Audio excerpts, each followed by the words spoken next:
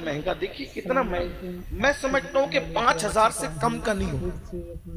کتنے کا؟ 5,000 سے کم کا نہیں ہوگا یہ، اور اگر اور کم کر دوں تو چلے 2,000 کا پکڑ لیں۔ میں نے اس کو 1 منٹ بھی نہیں پہنا، میں پہن بھی نہیں سکتا اتنا، 10 کلو کا وزن کا کتنی دیر پہنوں گا؟ 1 منٹ میں نے اتار دیا۔ آپ سے پوچھتا ہوں مجھے بتاؤ، 1 گھنٹے کی تقریر کے لیے جس سید کو آپ نے بلایا، 2,000 کا ہار اس کے گلے میں آدھے منٹ کے لیے ڈال دیا، کیا تم اپنی مسجد کے امام کے بچے کی اسکول کی فیس بھرنے کے لیے بھی اتنی سیریس ہو؟ اگر یہ 2,000 تم نے بچا لیے ہوتے تو تم اپنے محلے کی مسجد کے امام کے بچے کی اسکول کی فیس بھر سکتے تھے 1 مہینے کی۔ اس سے مجھے کیا فائدہ ہوا؟ اگر آپ کو مجھے پھول ہی پہنانا تھا، ایک گلاب دے دیتے۔ اس طرح کے کروڑوں پھول میرے اندر کوئی ترقی نہیں جگا سکتے۔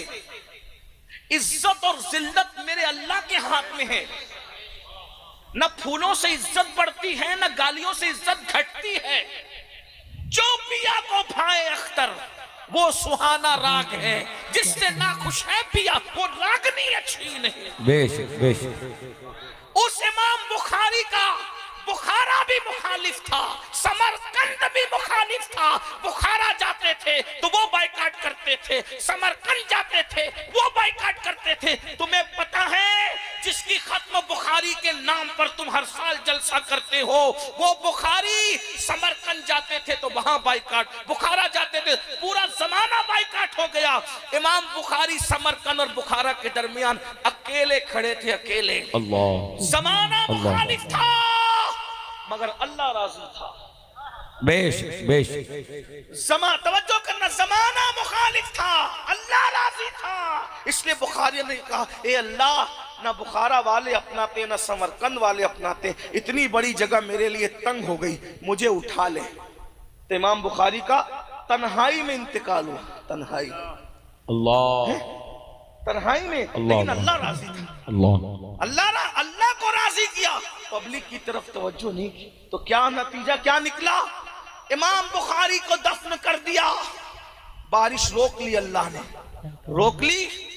اب بارش نہیں ہوتی، استسقا پہ استسقا، استسقا پہ استسقا پڑھے، بارش نہیں ہوتی۔ ایک مجذوب نے کہا جب تک بخاری کے وسیلے سے اس کے مزار پہ جا کے دعا نہیں کرو گے، باران رحمت کا نزول نہیں ہوگا۔ اللہ بے شک بے شک۔ مخالفت اور بائیکاٹ کرنے والے اور فتویٰ لگانے والوں کو اللہ نے مجبور کیا بخاری کی قبر پر آنے پہ، اور سب آئے اور وہاں آ کر کے دعا کی۔ تب لوگوں کو پتا چلا جس کو ہم کیا کیا سمجھ رہے تھے وہ تو اللہ کی بارگاہ میں مقبول تھا۔ یہ پھول مقبول نہیں بناتے، یہ کپڑے مقبول نہیں بناتے، یہ امامے کے پیچ مقبول نہیں بناتے۔ التقوی ہاں ہونا، دل کا تقوی اللہ کی بارگاہ میں مقبول۔ بے شک بے شک۔ ہم سب کی پرواہ کریں۔ تو میری گزارش ہے، شادیوں کے خرچے پہ کنٹرول کرو، جی جلسوں کے خرچے پہ کنٹرول کرو، اپنے خرچے پہ ورنہ اللہ قیامت کے دن پوچھے گا، اللہ قیامت کے دن پوچھے گا میری بندیاں مرتد ہو رہی تھی اور تو سگریٹ اور حقے میں پیسے خرچ کر رہا تھا، میری بندیاں میرا دین ہم چھوڑ کر کے غربت کی وجہ سے جا رہی تھی، اور تم لوگ 5-5 ہزار کے پھول آدھے آدھے منٹ کے لیے پہن کے مذہبی عیاشیاں کر رہے تھے۔ اللہ آپ کو جس کو پنانا ہے پناؤ، تم جانو وہ جانو، مجھے نہیں پنا،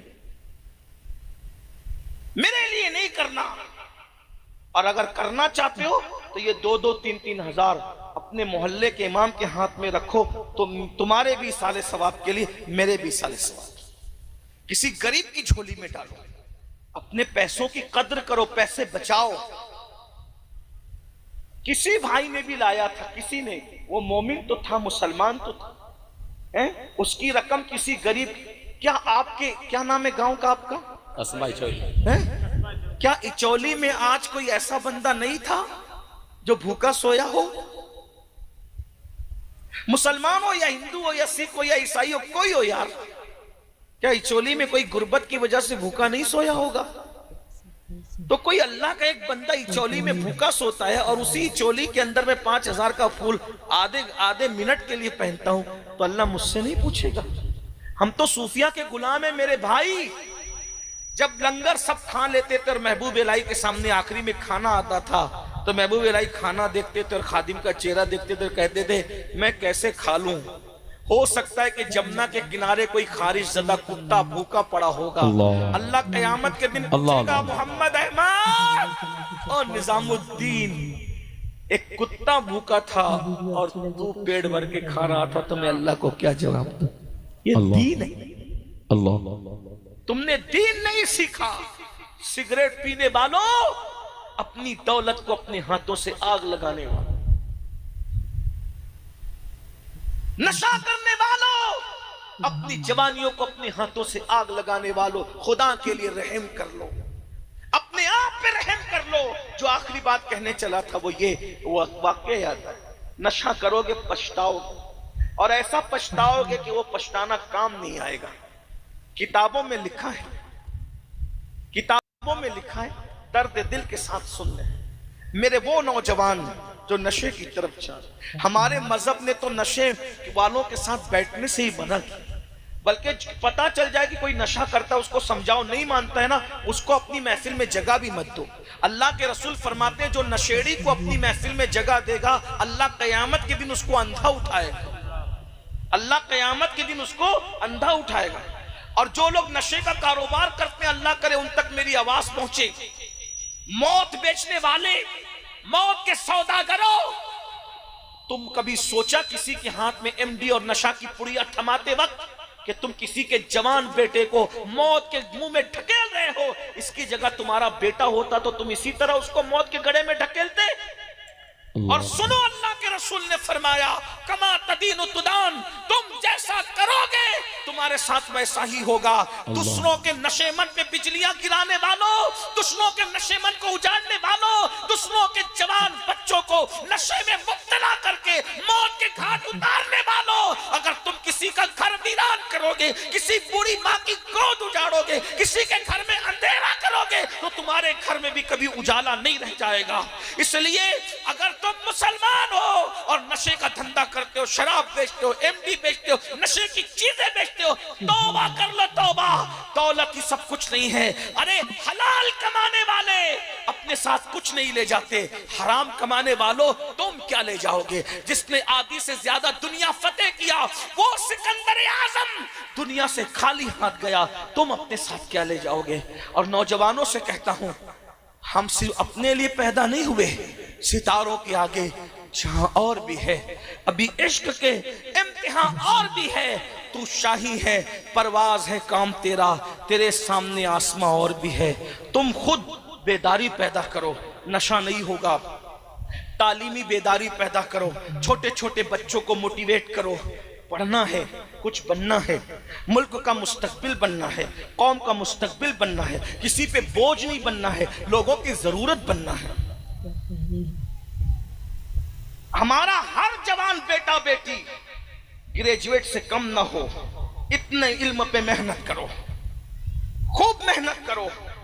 تو میں عرض کر رہا تھا وہ واقعہ جلدی سے پڑھ کے بات پوری کروں، کافی دیر ہو گئی، میں بھی مختصری گفتگو کرنا چاہتا تھا لیکن جذباتی ہو گیا۔ آخری واقعہ سن لے، نشے کا نقصان۔ اس واقعے کو لکھا ہے علامہ ابن الجوزی نے اپنی کتاب میں، اور اس کو میں اپنے الفاظ کے جامع میں بیان کر رہا ہوں۔ حضرت سیدنا مالک الدینار فرماتے ہیں، مالک ابن دینار، کہ میں حج کو گیا۔ جب حج کو گیا تو میں نے کیا دیکھا کہ پورا حرم کھچا کھچ بھرا ہوا ہے، تقریباً 5 لاکھ لوگ حج کے لیے آئے ہوئے ہیں۔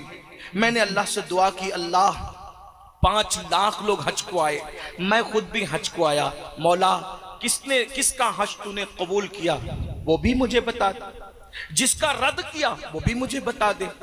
میں یہ دعا کر کے مینا میں آ کر کے آنکھ بند کی اور سویا ہوا تھا، ایسے میں میں نے کیا دیکھا کہ کوئی کہنے والا کہہ رہا ہے کہ اے مالک، ہم نے محمد ابن ہارون نام کا ایک بلخی حاجی ہے، بلخ کا حاجی ہے، اس بلخی حاجی کا